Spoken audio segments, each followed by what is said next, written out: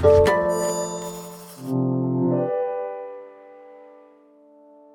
following podcast is part of a certified educational activity titled Addressing the Disease Burden Associated with Anemia of Chronic Kidney Disease, Expert Insight on the Clinical Potential of HIF-PH Inhibitors. Access the entire activity and complete the post-test at peerview.com/DUM860. Downloadable slides and practice aids are also available. Now, if we take a closer look at the disease burden associated with the anemia of chronic kidney disease, you can see that it's actually quite common. First of all, many people in our country have chronic kidney disease, 1 in 7, and many don't even know it. And what's also interesting is that people with reduced kidney function who are not on dialysis don't always even know they have chronic kidney disease. Anemia is a condition that often develops early in stages of chronic kidney disease and typically worsens as kidney function declines. Common symptoms are quite protean and may include fatigue, malaise, asthenia. People just don't feel good. Some people might even note that they're pale. Now, many patients have a different perspective on anemia. A lot of surveys have been completed. A lot of different associated side effects and patient-reported outcomes have been described. But I think the most important is a lack of energy and just not feeling good. And many feel that they tend to get worse over time, and whether or not this is even related to their hemoglobin levels is not known. And again, the confounding effects of malnutrition, inflammation, chronic kidney disease, coupled with reduction in the hemoglobin, obviously creates some difficulty in assessing which is the most important issue. And I think many people, not surprisingly, are not fully aware of just how substantial their anemia is and what role it's playing in their not feeling well. Anemia has also been associated with a number of other clinical observations: impaired cognitive function, more frequent cardiovascular disease and associated hospitalizations, and even stroke and death. But the directionality of this relationship is not well understood. Is anemia actually causing these problems, or are these problems associated more just with the presence of anemia? We really just don't know. Now, anemia in chronic kidney disease is a multifactorial process. It is not one singular entity. But what we are becoming more familiar with is the fact that it's probably related to a degree of inflammation and malnutrition, which interferes with normal iron handling within the body. There's a very important protein by the name of hepcidin, which is critically important in regulating iron metabolism. And this tends to go up in people with kidney disease, people who are inflamed, people who are malnourished. And what it does is it reduces the availability of iron to make new red blood cells. Even though iron stores may be adequate in the body, patients with increased hepcidin levels actually have what we call functional iron deficiency. And simply giving more iron does not always help in this particular regard. Now, there are some guidances regarding the management of chronic kidney disease-associated anemia. And here is a very simple flowchart which provides some perspective in this particular regard. The first point I'd like to make is we should always understand that anemia related to chronic kidney disease is a diagnosis of exclusion, meaning you must rule out other causes of anemia. For example, gastrointestinal bleeding, hemolytic anemias, things like this. Only then can you really start to work into the issues that the anemia may indeed be caused by the chronic kidney disease itself. And then you can start to evaluate the patient, their iron stores, their levels of inflammation, and obviously how this may play a role in how you manage and correct their anemia. Now, we once thought that people with chronic kidney disease actually would feel better and live longer if you raise their hemoglobin to normal levels. So if it were 9 to 10, if you made them 13 or 14, that in fact this would be the best way to treat them, not only to make them feel better, but also to make them live longer.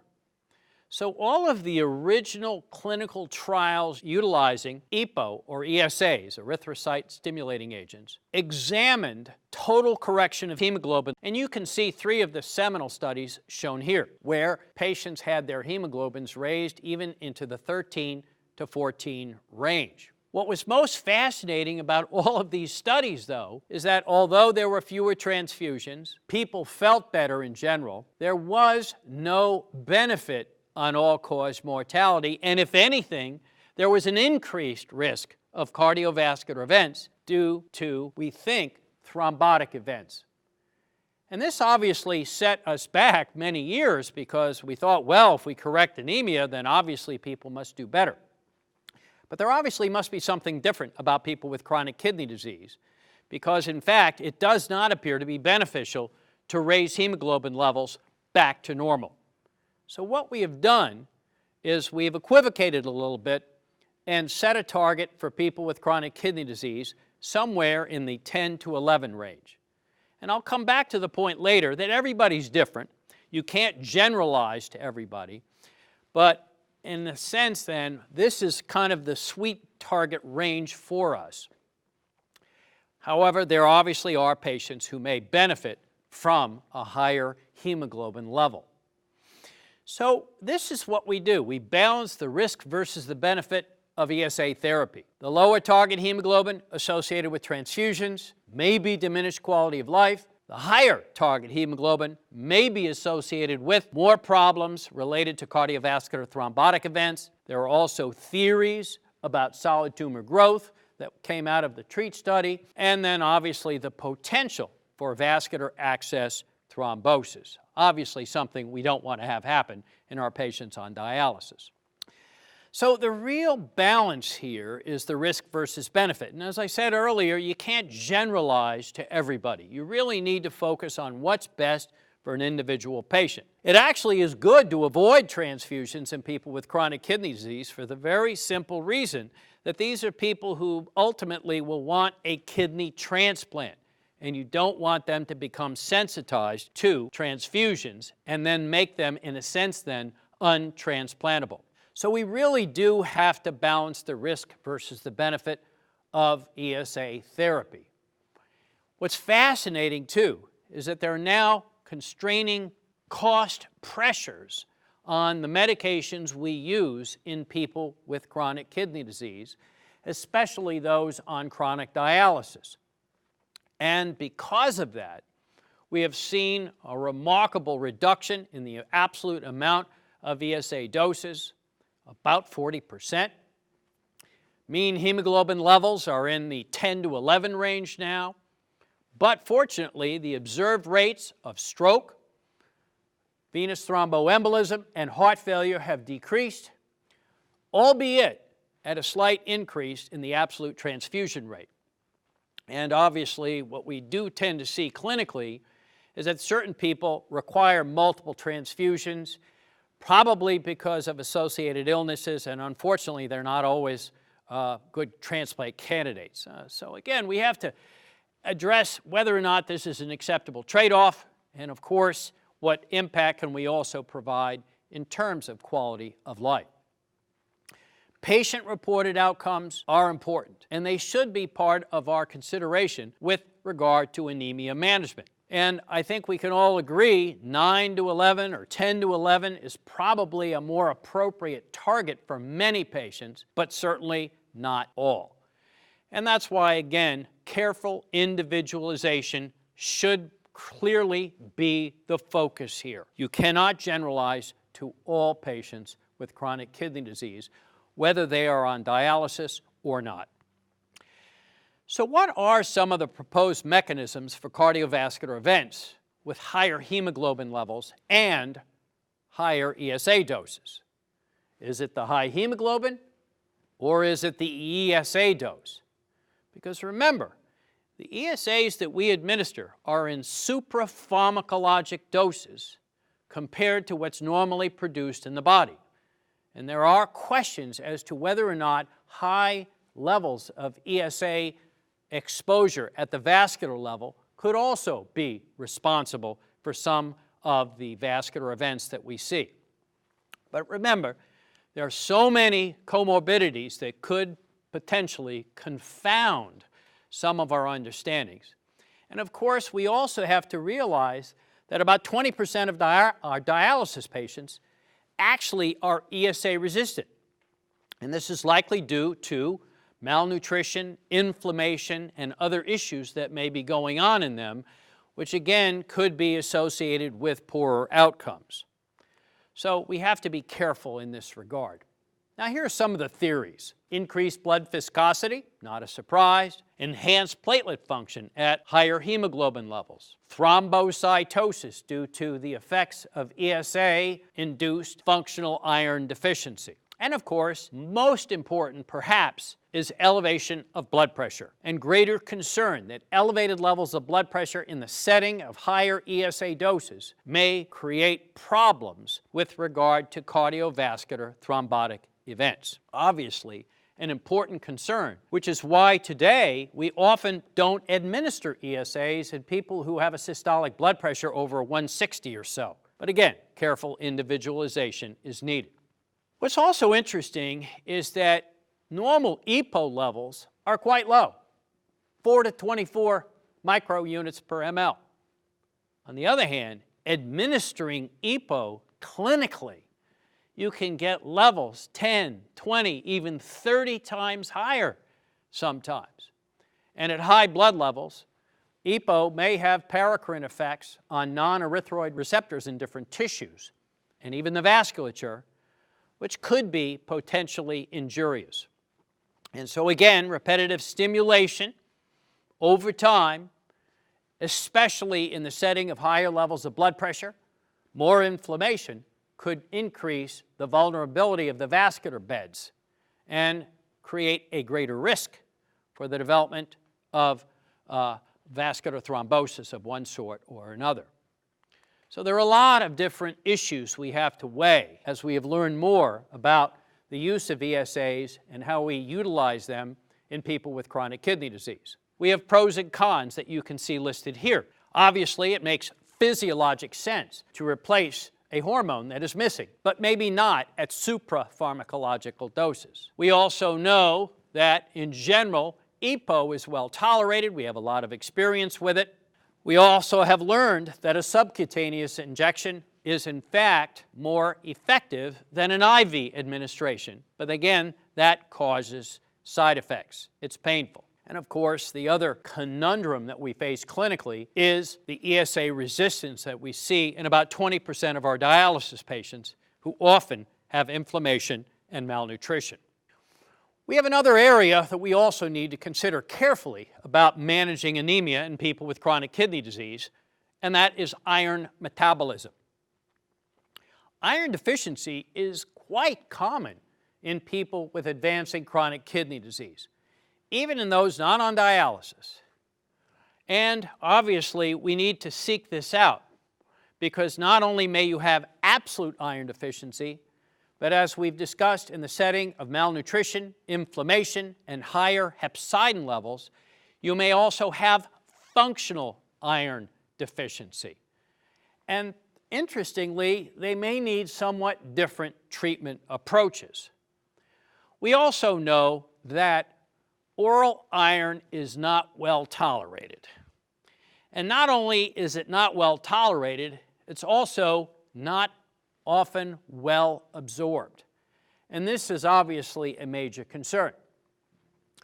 Clearly, intravenous iron is going to be more effective compared to oral iron in raising hemoglobin and in raising iron levels in the body. But again, even then, that may have other associated problems related to iron storage in different tissues.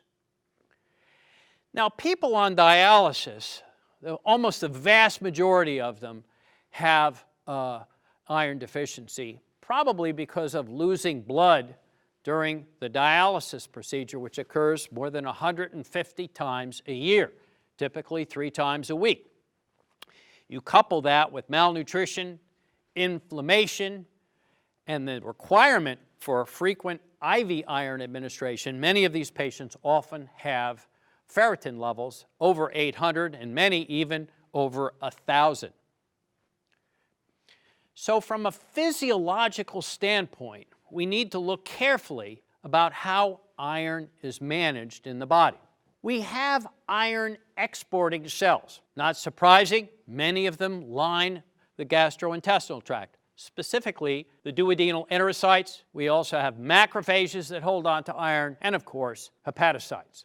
Ferroportin is a very important transporter that moves iron out of cells and makes it available to be transported to the tissues where erythrocytes can be manufactured, typically the bone marrow. And unfortunately, hepcidin is a protein which interferes with ferroportin and its ability to export iron. And so, in this particular setting, there's not an opportunity to export iron from inside the cell to out, and you would then develop this situation of functional iron deficiency. So what are the factors leading to increased hepcidin expression that we see so often in people with chronic kidney disease? Well, the main ones are inflammation, malnutrition, infection, even subclinical infection, and obviously reduced renal clearance of hepcidin and IV iron therapy. So what we have to consider are therapeutic strategies for overcoming the hepcidin blockade of iron export from the cells. And this is the difficult process we have to face. We need to facilitate iron export so that iron can be utilized in the marrow to make red blood cells. So you can give oral iron, but unfortunately that tends to accumulate in cells if it is even absorbed adequately. You can overcome some of that inability to export it if you give it intravenously. Obviously, a much larger exposure of iron, which can in a sense then partially overcome the hepcidin block. But the consequences of high levels of intracellular iron required to overcome this block obviously raise concern for tissue-related injury from the increased iron within the cells. Impairment of host defenses, stimulation of pathogen growth, vascular injury, oxidative injury, and accelerated atherosclerosis. Obviously not ideal. So we see this, balance, the equipoise of IV versus oral iron. We obviously would like to develop better oral iron availability. But on the other hand, we know there are some advantages of IV iron overcoming the hepcidin block. But again, there are also trade-offs that you can see here, of which we cannot obviously ignore them because they're all important. IV iron remains an important mainstay of the clinical approach to anemia today because of its better bioavailability, more rapid efficacy, greater hemoglobin improvements. It's also been demonstrated to reduce ESA needs, reduce transfusion needs, and there are even studies in people with heart failure with reduced ejection fraction. Even people who have reasonable hemoglobin levels but are iron deficient to show that IV iron can improve cardiac function. So here is the balance that we have to face of supplemental iron use. It is necessary in many, if not most patients. But again, how to balance true iron deficiency versus functional iron deficiency is a very important issue. And obviously our ability to handle functional iron deficiency may reduce the need for iron administration in many, if not most patients. A very important study was published called Pivotal, which was a nice and very well-designed study looking at more than 2,000 dialysis patients who were randomized to receive either low levels of IV iron or higher levels of IV iron over time. It clearly demonstrated an important ability to improve hemoglobin levels with less erythropoietin use, but most interestingly, improvement in the overall primary outcome. Now again, we don't understand all of these observations relative to the improved cardiovascular outcome, but nonetheless, an important question being raised here: what's the physiology of this benefit and how can we take advantage of it in the future? Again, maybe it is a better opportunity to overcome the hepcidin block and may have other tissue benefits that we still need to learn about. Well, this leads me now to the next phase of our understanding about dealing with anemia in patients with chronic kidney disease. And that is the clinical potential of the HIF stimulators or prolyl hydroxylase inhibitors for the treatment of anemia of chronic kidney disease. And I will discuss that what's most interesting about these drugs is that they have an ability to inhibit and reduce hepcidin levels. And this may be one of the more important issues that provide an opportunity to overcome this so-called functional iron deficiency that we see in many of our patients.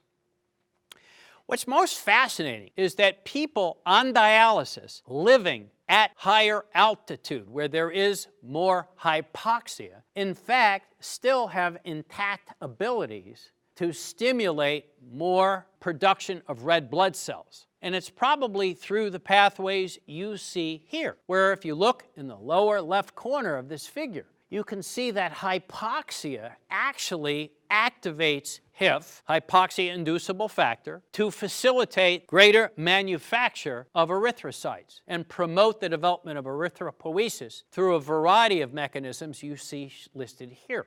We can also, in a sense, create chemical hypoxia by interfering with prolyl hydroxylase, which normally breaks down HIF in the setting of normoxia. A HIF stimulator or a prolyl hydroxylase inhibitor can, in a sense, move you from sea level to 15,000 feet without your having to go anywhere. And thus, you can take advantage of the erythropoietic effects of HIF stimulation. And there are a number of potential opportunities here. Largely, I think, perhaps through the inhibition of hepcidin, which allows for more iron absorption, greater transportation of iron to the various tissues that manage it, and then greater export from those tissues to the marrow so that a variety of more productive activities are in place for making erythrocytes. Now, there are a number of these HIF stimulators or prolyl hydroxylase inhibitors under development currently. Here are 3 that are already into phase 3 trials. There are even more coming down the line back in phase 2 and even in phase 1.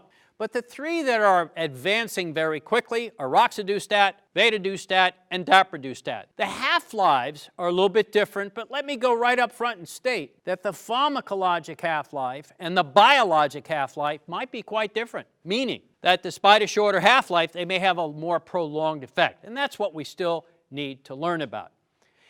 And how to best dose these drugs, we're still learning, and I'll touch on that as we start to look at some of the available data with them. Now here's a study in 60 people who have never been on ESA, who are being treated now with weight-based dosing and escalated, as you can see, at week 4. And they're stratified by iron use. You can clearly see here that Roxadustat is effective in raising hemoglobin, whether patients are receiving oral or IV iron. And I'll come back to the reason why in a little bit, and it's going to be related to suppression of hepcidin. We can also see here in this short-term study that HIF stimulators coordinate endogenous iron metabolism with erythropoietin production. You can clearly see greater utility of iron. In a sense, the TSAT is falling, and obviously the ferritin level is falling, whereas you don't see these types of changes occurring in the same sense in people on placebo. You can also see a substantial increase in the total iron binding capacity. So it's important to see that this can work quite effectively to alter iron handling in patients with chronic kidney disease. And what's also fascinating, as shown here in a series of different clinical studies, is that the ability to enhance improvements in hemoglobin is independent of measures of inflammation, in this case, high sensitivity CRP, where you can see in the far right, changes from hemoglobin in the non-inflamed and in the inflamed groups are almost identical. Now, this is going to be very important in those 20% or so of dialysis patients who clearly have substantial problems with malnutrition, inflammation, and problems with functional iron insufficiency. This gives you a glimpse of the Roxadustat global phase 3 studies. There are quite a few. You'll notice 7,000 to 8,000 patients listed here. Studies in duration from 1 to 3 years, both in people on dialysis and in people not yet on dialysis. And in general, there is a very consistent benefit. We can also see in people not on dialysis that obviously giving a HIF stimulator is superior to placebo. Also important, safe and without substantial associated side effects or negative impact on cardiovascular metabolism and thrombotic events. Another new one coming out, being studied right now in phase 3 studies, is Vadadustat. You can clearly see in this particular study done in normal volunteers that there is suppression of hepcidin. You can see, importantly, also a reduction in ferritin levels, meaning, again, endogenous iron is being utilized. And I think these are the important issues. You're seeing use of endogenous iron with fall in iron levels, fall in ferritin, and this is related in part to suppression of hepcidin. You can also see the improvements of hemoglobin in a consistent fashion during the course of this study compared to placebo. Obviously, an important observation. Again, this is a pill, not an injection. Consistently, you see falls in hepcidin levels with treatment. And again, probably explaining some of the benefit that we see here. But remember, all patients are different. So is it related more to hepcidin suppression in some patients or more to HIF stimulation in other patients? We just don't know. You can also see here maintaining hemoglobin with Vadadustat in dialysis patients who've already been on an ESA is quite consistently maintained. And what's also interesting in this particular clinical study is you see, again, stability of iron levels, iron saturation, ferritin levels, again, and falls in hepcidin. So clearly, an early study showing benefit. With Vadadustat, this is now being expanded into a much, much larger portfolio of 2 large clinical trials, which, as you can see here, involve over 7,000 patients. Interesting acronyms, PROTECT and INNOVATE. PROTECT is in non-dialysis dependent patients, and INNOVATE in dialysis dependent patients.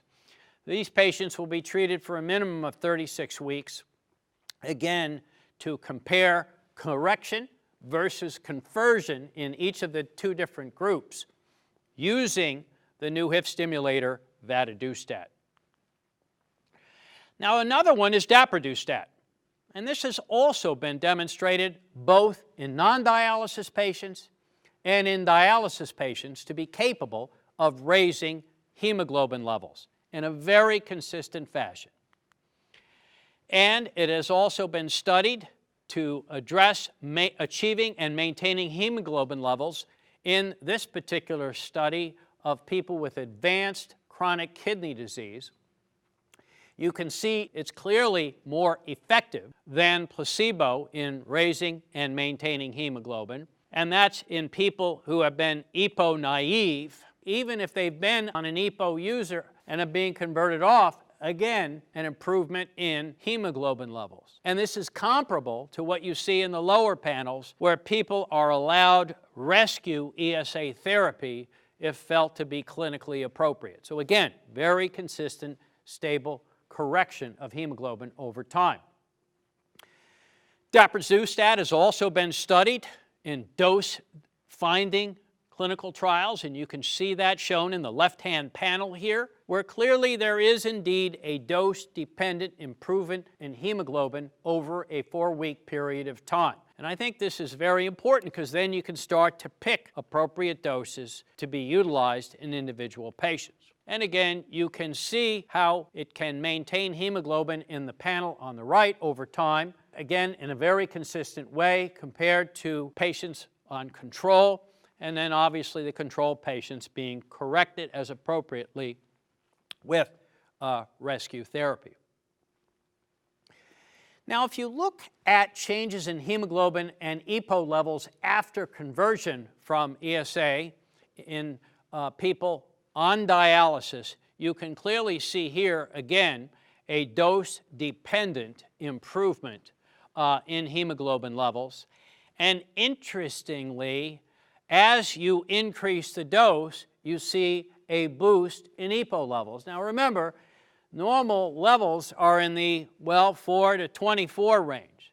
So again, some physiological perspective in terms of the response to a HIF stimulator. And again, this is over a period of 4 weeks. And again, substantial increases in serum hemoglobin levels. There are also large phase 3 registration clinical trials being done with Daprodustat. Again, more than 7,000 patients in these 2 large clinical studies, one being done in people who are on dialysis, the other in non-dialysis dependent patients, and again, will include people who are either naive or being switched. These are studies which are going to be very important to, again, look at efficacy, tolerability, and safety over a 1-year period of time.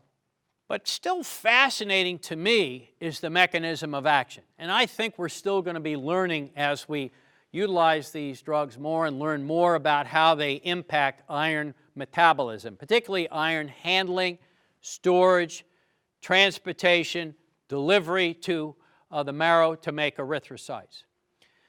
Clearly, there are these fascinating reductions in hepcidin levels in a dose-dependent fashion. This I find remarkable and very consistent, and this may be the singular most important aspect of the benefit of these drugs, but particularly in people who have inflammation and malnutrition and substantial functional iron deficiency. Another interesting beneficial side effect is actually the reduction in total cholesterol that's been noted in dialysis patients with Roxadustat. Now, I'm not saying that these drugs are going to replace statins, but certainly this is not a disappointing observation. But let me also say, too, these medicines are new. They're first in class. We need to learn more about the exposure over time. There is potential upregulation of several hundred other hypoxia-sensitive genes, including those involved in glucose regulation, angiogenesis, extracellular matrix production, cell proliferation and survival. We need to, again, learn the impact on a variety of other organ systems, like the liver, for example. This is true for all new medications. But I would say, too, these are not short-term medications to be used. They're going to be medicines that are going to be used over years. So we have to be certain and develop a comfort level in terms of the long-term safety, which is why the many thousands of patients that are in clinical trials now, extending out a year and beyond, is going to be so very important for our clinical understandings. One good piece of news so far, there does not appear to be an impact on blood pressure. Some studies even show subtle reductions in blood pressure. This, I think, is very important and may actually change the playing field in terms of target hemoglobins for some patients, because maybe some people who will benefit more from 11 to 12 can be more safely pushed to that level with a HIF stimulator rather than an ESA, where we know there may be important trade-offs. So more studies need to be done with regard to that. We also need to understand more about the potential relationships of HIF stimulation with pulmonary hypertension, another potential issue. We also need to know about the potential impact on tumor growth. We don't see any elevations in VEGF levels so far, but again, longer-term studies are going to be important in this regard. There may also be benefits. HIF stimulation may actually, hopefully, potentially attenuate acute kidney injury. Studies are being done to look at that as well. So much more needs to be done. We are at our infancy in understanding about how these drugs work and their potential clinical opportunities in our patients. And that's why we need to continue pushing ahead with much more participation in large-scale clinical trials. This is an important opportunity for us to create translational research opportunities where we can take science to the bedside and improve the opportunity for improving different aspects of disease states. And obviously, there are potentials for the patients who participate as a volunteer down the line after the clinical trial. There are potential societal benefits. So I think more needs to be done, and I think this is particularly true in people with chronic kidney disease, where we clearly have many, many issues to face with regard to their clinical as well as patient-reported outcomes. So we need to be aware of the impact of clinical trials. They're difficult to do. Many sites don't succeed. Many don't meet their recruitment or enrollment goals. And many people don't even understand the purpose of clinical trials. And sometimes, because of our past history of not providing adequate informed consent, there have been problems with patients and volunteers and families' perspectives about clinical trials that they may be used for another purpose. So I think we need to overcome that by basically stating most clinical trials today, if not all, are very, very, very carefully regulated.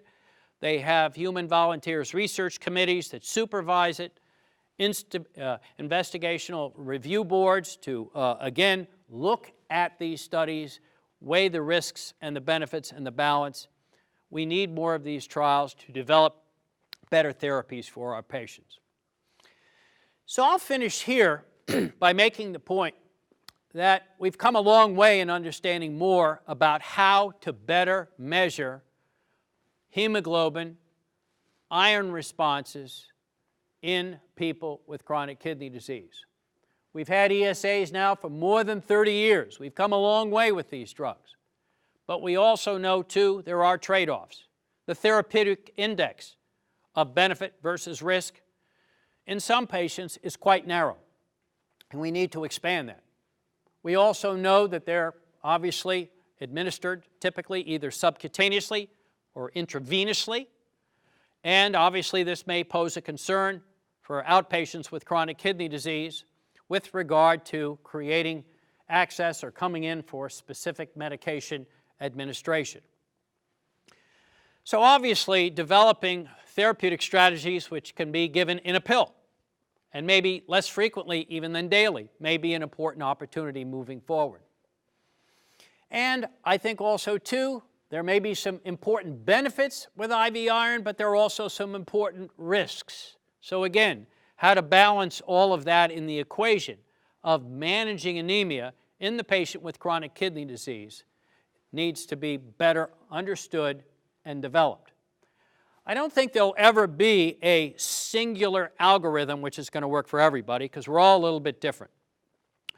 But I do feel that anemia management in people with chronic kidney disease will remain challenging and will obviously be an important aspect of future clinical care for these patients to provide a safe, effective, simple plan for improving hemoglobin levels in a way that improves both long-term outcomes but also patient-reported outcomes.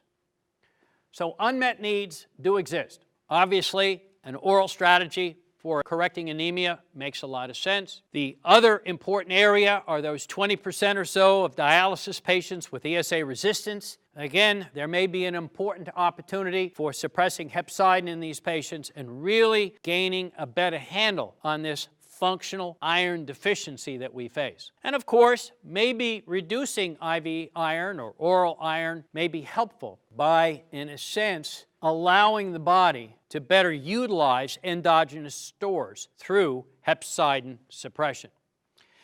So I think the hypoxia-inducible factor stimulators, or if you want to call them prolyl hydroxylase inhibitors, offer substantial promise as potential alternatives in some patients to ESAs with regard to improved iron mobilization, lower serum EPO levels, yet providing a similar, if not improved, hemoglobin response. Thank you for your attention. Thank you for listening. Download materials and complete the post-test for instant credit at peerview.com/DUM860. This activity is supported by an independent educational grant from AstraZeneca LP in collaboration with FibroGen. This activity has been jointly provided by Purdue University College of Pharmacy and PVI, Peer View Institute for Medical Education.